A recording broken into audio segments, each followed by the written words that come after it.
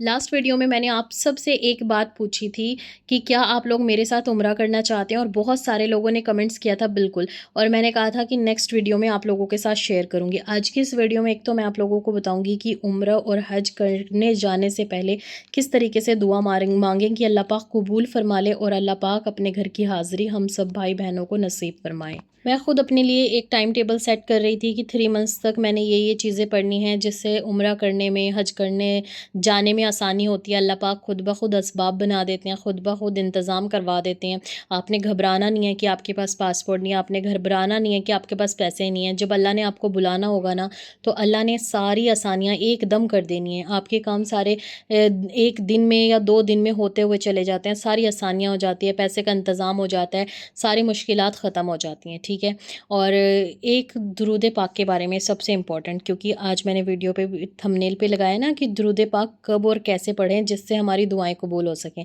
और वो मौजज़े हो सकें जो दूसरों की लाइफ में होते हैं, और हम तवक्कल करते हैं कि शायद ये ज़िंदगी में हमारी भी हो जाए, हम भी अपनी आँखों से देख लें। अल्लाह पाक ने ऐसे ऐसे लोगों के साथ मौजज़े किए हैं शायद जिन्होंने सोचा भी नहीं था कि वाकई ऐसा हो जाएगा। बस हाँ, उन्होंने दिल से दुआएं की हैं। मौजज़े और दुआएं सिर्फ़ अल्लाह के हाथ में है। हमारी किस्मत अल्लाह के हाथ में, हमारी मौत और ज़िंदगी अल्लाह के हाथ में है। हम कोई नहीं है फ़ैसला करने वाले कि मेरी ज़िंदगी ख़राब है, मैं सोने को हाथ लगाऊँ तो वो मिट्टी बन जाती है, मेरी किस्मत ख़राब है। जी नहीं, वो सारी चीज़ें अल्लाह के हाथ है। बस हमें दुआएं करनी चाहिए, अल्लाह पे तवक्कल रखना चाहिए, अल्लाह पे ट्रस्ट करना चाहिए। बहुत सारे लोग मेरे 3 days challenge, 30 days challenge, 4 days challenge, 1 day challenge को देखकर ये कन्फ्यूज़ हो जाते हैं कि उसमें लिखा होता है ना कि आपकी लाइफ चेंज हो जाएगी या फिर आपकी दुआ कबूल हो जाएगी। उनको लगता है कि मैं आपको ये कह रही हूँ कि वो 3 दिन में हो जाएगा। वो लोग वीडियो तो नहीं देखते, थंबनेल से जज कर लेते हैं और दूसरों को और ज़्यादा डीमोटिवेट करते हैं। तो चलें, मैं आपको ना सबसे पहले एक छोटा सा एग्जांपल देती हूँ। मेरी इस बात को बहुत गौर और ध्यान से सुने। हम अल्लाह से दुआ मांग रहे होते हैं और हमें लगता है कि हम वो दिल से दुआ करते हैं, ठीक है।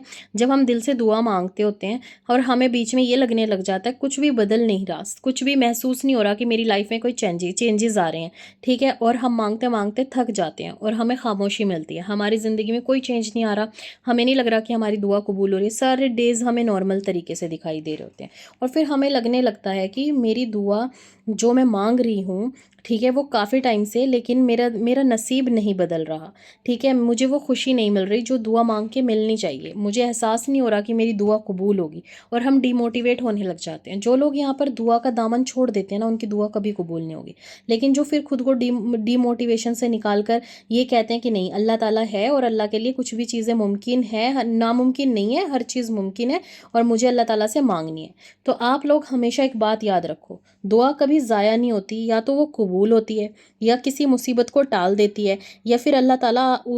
आपको बेहतरीन वक्त के लिए इंतज़ार करा रहे होते हैं कि आपको बेहतर वक्त पे वो चीज़ मिलेगी। नसीब का मतलब सिर्फ आज का हाल नहीं होता कि आज हमारे पास कुछ नहीं है, आज हमारी दुआ कबूल नहीं हो रही। शायद अल्लाह ने तुम्हारे लिए कुछ बेहतर सोच रखा है, बस वक्त का पर्दा है। और जब वो वक्त का पर्दा हटेगा ना, तब आपको पता चलेगा कि अल्लाह ताला ने मेरा नसीब कितना खूबसूरत लिखा है। जब वो दुआ कबूल होती है ना, सारे दुख मिटा देती है, सारी तकलीफ़ें मिटा देती है और वो आपको इतनी खुशी देती है, इतनी खुशी देती है कि बस आप यकीन भी नहीं कर सकते कि इतनी जल्दी ऐसे हो गया। चाहे वो कई साल बाद भी दुआ कबूल हो रही हो ना, तब भी इतनी खुशी होती है कि जैसे हमने कल ही मांगना शुरू किया था। इंतज़ार का मतलब ये नहीं कि कुछ हो नहीं रहा, शायद अल्लाह ताला ने तुम्हारे लिए कुछ बेहतरीन सोच रखा है और बेहतरीन वक्त सोच के रखा है जिस पे वो तुम्हें अता करेगा। जो इंसान सिर्फ अल्लाह से लो लगाता है, सिर्फ अल्लाह से मांगता है और ये सोचता है कि अल्लाह के सिवा मुझे कोई नहीं दे सकता, उसकी मर्ज़ी के बिना पत्ता तक नहीं हिलता। हमारा नुकसान भी अल्लाह की मर्ज़ी से होगा और हमारा फ़ायदा भी अल्लाह की मर्ज़ी से होगा। जो लोग सोचेंगे कि अल्लाह नुकसान नहीं कराता, तो जी ज़िंदगी में हमारे नुकसान होते हैं ना,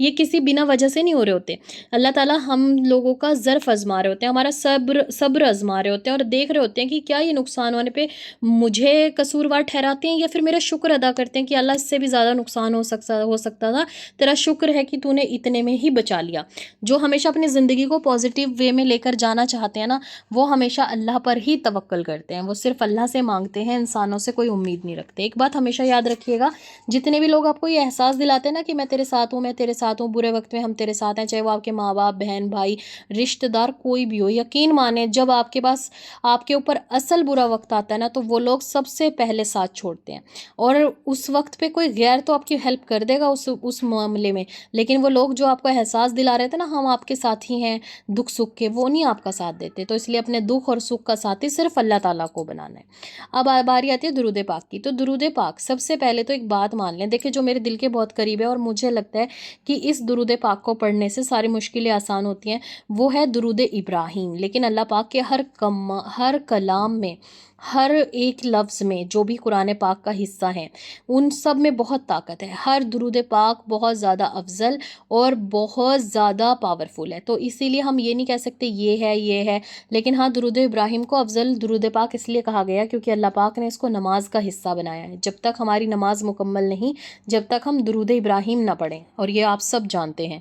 درود پاک پڑھنے کا سب سے بیسٹ ٹائم کیا ہے؟ تو اس کا آنسر ہے کہ استغفار اور درود پاک پڑھنے کا کوئی صحیح ٹائم یا بیسٹ ٹائم نہیں ہے، درود پاک ہر وقت پڑھ سکتے ہیں، کہیں بھی پڑھ سکتے ہیں اور کسی بھی حالت میں پڑھ سکتے ہیں، مطلب آپ کو باوضو ہونے کی ضرورت نہیں ہے، آپ بے وضو بھی درود پاک اور استغفار پڑھ سکتے ہیں، آپ پیریڈز میں بھی پڑھ سکتی ہیں، اور آپ کہیں سے بھی درود پاک پڑھ کے ہمارے نبی صلی اللہ علیہ وآلہ وسلم کو اصالِ ثواب کر سکتی ہیں۔ اب دوسرا کویشچن ہے، میں اسکرین پہ نہیں لکھ رہی لیکن آپ کو کلیئرلی بتا رہی ہوں کہ درود پاک کا ثواب ہمیں سب سے پہلے کسے پہنچانا چاہیے؟ تو جب ہمارا اللہ قرآن میں فرماتا ہے کہ اے فرشتوں اور بندوں میرے نبی پر، میرے محبوب پر درود پڑھو، تو سب سے پہلے نبی کریم صلی اللہ علیہ وآلہ وسلم کو ہی اس کا اصالِ ثواب کرنا چاہیے، ان کے لیے ہی درود پاک پڑھنا چاہیے۔ آج کل بہت ساری عورتیں ویڈیوز بناتی ہیں، درود پاک پڑھنے کو کہتی ہیں، لیکن وہ لوگ منہ سے نہیں کہتی، لیکن اپنے کیپشن میں ان لوگوں نے لکھا ہوتا ہے کہ حضرت بی بی فاطمہ کو اس کا اصالِ ثواب پہنچائیں، وہ ان کی بیٹی ہیں، بے شک ان کی آل اولاد ہیں، لیکن ہمیں ہمارے نبی صلی اللہ علیہ وآلہ وسلم پر ہی درود پاک سب سے پہلے پڑھنا چاہیے، کیونکہ اگر اللہ کے بعد کسی کا مرتبہ ہماری زندگی میں ہونا چاہیے تو وہ ہمارے نبی صلی اللہ علیہ وآلہ وسلم کا، باقی جتنے بھی اہل بیت ہیں ان کے بعد ہم ان کو اصالِ ثواب کر سکتے ہیں۔ تو جب بھی آپ درود پاک پڑھیں سب سے پہلے نبی کریم صلی اللہ علیہ وآلہ وسلم کو پیش کریں، ٹھیک ہے؟ یہ بھی ایک مین وجہ ہے جو آپ کی دعا قبول ہونے سے روکتی ہے۔ درود پاک سے دعا کس طریقے سے قبول ہوتی ہے، اور بہت سارے اپنے لوگ معجزات اور میریکلز شیئر کر رہے ہوتے ہیں اور ہمارا بہت دل کر رہا ہوتا ہے کہ کاش ہم بھی پڑھیں۔ دیکھیں درود پاک پڑھنے سے اگر آپ کے گھر میں فائنینشیل پرابلم ہے ختم ہو جائے گی، اگر آپ کی زندگی میں کوئی بھی مسئلہ چل رہا ہے، محبت نہیں ہے گھر میں، فیملی میں عزت اور پیار کی کمی ہے، وہ بھی ہو جائے گا، اگر آپ کی زندگی میں کوئی ایسی مشکل ہے جو ختم ہی نہیں ہو رہی، کوئی کیس بھی ہو کچھ بھی ہو اور آپ درود پاک پڑھتے ہیں نبی کریم صلی اللہ علیہ وآلہ وسلم پر، تو وہ بھی ختم ہو جائے گی، اگر آپ کے اوپر قرض ہے پہاڑوں کے برابر بھی وہ بھی ادا ہو جائے گا، جو بھی آپ کی پریشانی ہے شادی کی، اولاد کی، کسی بھی طریقے کی، ٹھیک ہے؟ یہ تو وہ استغفار پڑھنے کے لیے بولتی ہوں میں، سوری، اور یا پھر درود پاک، کیونکہ ہمارے نبی صلی اللہ علیہ وآلہ وسلم صحاباؤں کو ہمیشہ درود پاک اور استغفار پڑھنے کے لیے کہا کرتے تھے، اور جو انسان درود پاک پڑھ کر دعا کرتا ہے اللہ پاک اس سے بہت خوش ہوتا ہے، کیونکہ آپ نا درود پاک پڑھ کر اتنی نیکیاں کما رہے ہوتے ہیں، جو صرف ایک بار درود پاک پڑھے اسے 10 نیکیاں کرنے کا ثواب ملتا ہے، 10 اس کے نامہ اعمال سے گناہ معاف کر دیے جاتے ہیں، 10 رحمتیں اور 10 نعمتوں سے اسے نوازا جاتا ہے، اور نبی کریم صلی اللہ علیہ وآلہ وسلم پر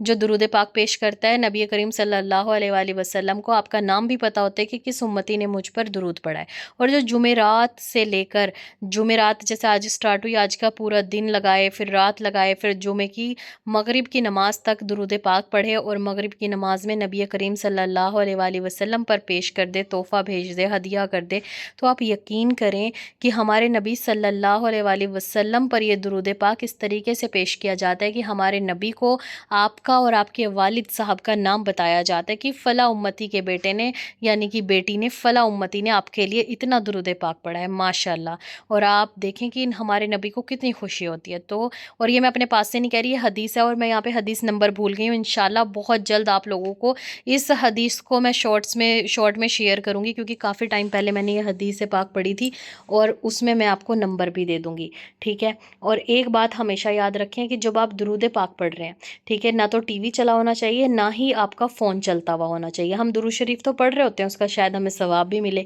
لیکن اگر ہم اپنی کسی دعا کی قبولیت کے لیے پڑھ رہے ہیں نا تو وہ دعا قبول نہیں ہوتی، جلدی قبول نہیں ہوتی، ٹائم لگتا ہے، جس طریقے سے ہم ایفرٹس کرتے ہیں اسی طریقے سے ہماری دعاؤں کا جواب آتا ہے۔ تو جب بھی آپ درود پاک پڑھیں سارے کاموں سے فری ہو جائیں، اپنی نماز سے فری ہو جائیں اور اب آپ کو لگے کہ آپ بالکل فری ہیں تو 1 گھنٹہ 2 گھنٹہ درود پاک پڑھتے رہیں اس نیت سے کہ اللہ پاک ہمیں حج کروائے، اللہ پاک ہمیں عمرہ کروائے، اللہ پاک میری یہ دعا ہے، اللہ پاک میری یہ دعا ہے۔ نہیں تو آپ درود پاک کی منت بھی قبول کر سکتے ہیں کہ اللہ میں 10,000 درود پاک پڑھوں گی، درود ابراہیم، اور میرا یہ کام ہو جائے۔ میں 10,000 چھوٹے والا درود پڑھوں گی، اللہ میرا یہ کام ہو جائے۔ اور پھر آپ نیت بھی کر سکتے ہیں، آپ کو ضروری نہیں ہے کہ منہ سے بول کر ہی اپنے درود پاک کو نبی کریم صلی اللہ علیہ وآلہ وسلم کو ہدیہ کرنا ہے۔ آپ نیت کر لیں کہ میں جتنی بھی درود پاک پڑھ رہی ہوں اس کا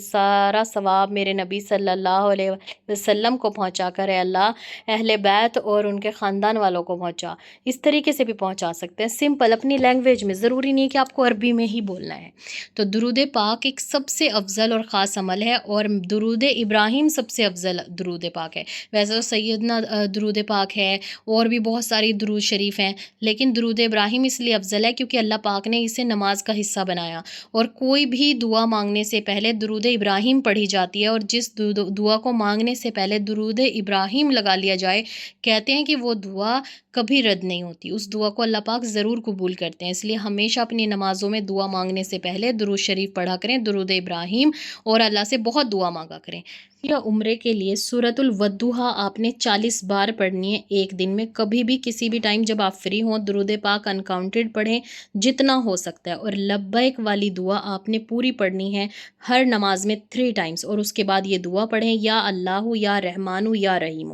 یہ آپ نے اللہ تعالیٰ کے 3 نام عصر کی نماز کے بعد انکاؤنٹڈ پڑھنے ہیں۔ نماز پڑھی آپ نے جانماز پہ ہی بیٹھے رہنا ہے اور پڑھنا ہے یا اللہ یا رحمان یا رحیم، یا اللہ یا رحمان یا رحیم، اور پھر اللہ تعالیٰ سے دعا مانگنی ہے کہ یا اللہ مجھے اس سال اپنے گھر کی حاضری نصیب فرما۔ جتنے بھی میں نے یہ ٹپس آپ لوگوں کے ساتھ شیئر کیے ہیں، بہت ساری ریسرچ کے بعد میں نے خود اپنے لیے ڈھونڈے ہیں، تو میں نے سوچا کہ میں آپ لوگوں کے ساتھ بھی شیئر کروں۔ ان سب کے بہت سارے میریکلز اور بہت ساری سٹوریز ہیں، جن لوگوں نے پڑھا وہ لوگ عمرے پر اور حج پہ گئے ہیں۔ اور دیکھیں استغفار تو بالکل بھی مت بھولیے گا، استغفار تو مسٹ ہے، ہر چیز کے لیے سب سے پہلے استغفار کرنا شروع کریں۔ اللہ تعالیٰ سے جب آپ دعا مانگیں گے تو اللہ پاک آپ کو ضرور نوازے گا۔ جب بھی میں کوئی ٹارگٹ بناتی ہوں تو اس طریقے سے ایک ڈائری میں یا کاپی میں لکھ لیتی ہوں، آپ بھی لکھ لیا کریں۔ آئی نو کہ میری رائٹنگ اتنی اچھی نہیں ہے، بٹ میں لکھ لیتی ہوں رینڈملی تاکہ مجھے یاد رہے کہ مجھے یہ ساری چیزیں فالو کرنی ہے۔